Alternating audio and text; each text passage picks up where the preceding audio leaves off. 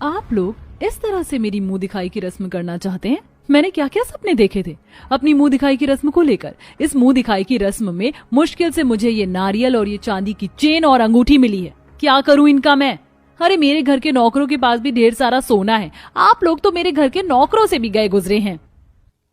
उर्मिला बहन, क्या तुमने हमें यहाँ अपनी बहू के हाथों से बेइज्जत होने के लिए बुलाया था? अरे हम गरीब हैं, लेकिन इसका मतलब ये नहीं कि हमारी कोई इज्जत नहीं है।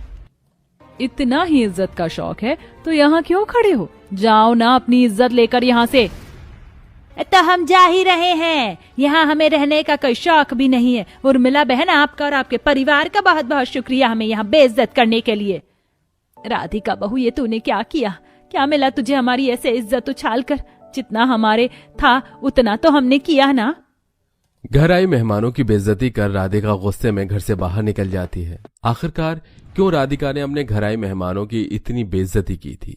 और अगर राधिका सच में इतने अमीर परिवार से थी तो वो गरीब परिवार में बहू बनकर कैसे आई? आइए इन सभी चीजों को जानने के लिए हम कहानी में थोड़ा पीछे चलते हैं।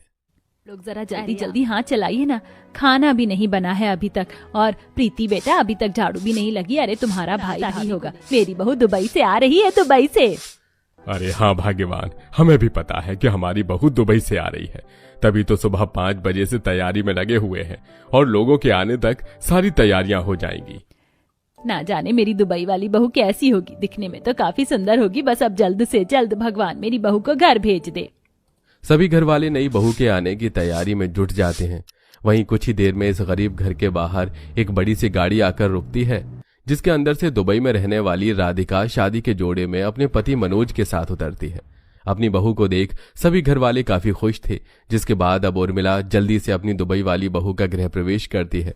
राधिका जैसे ही अपने उस गरीब ससुराल में आती है तो फौरन उसका मुंह बन जाता है। ये घर कुछ ज्यादा ही छोटा नहीं है? एक कमरा है, इसके अंदर आप लोग रहते हैं और इसमें ही खाना बनाते हैं?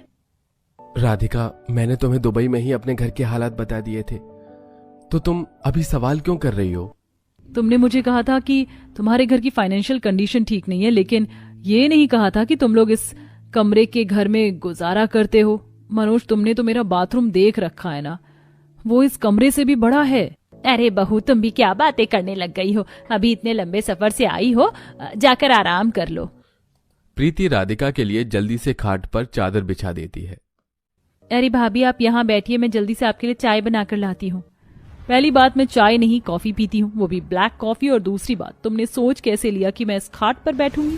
कहीं मेरे बैठने से एक खाट टूट गई तो लोगों के पास एक बेड भी नहीं है। अपनी दुबई वाली बहू का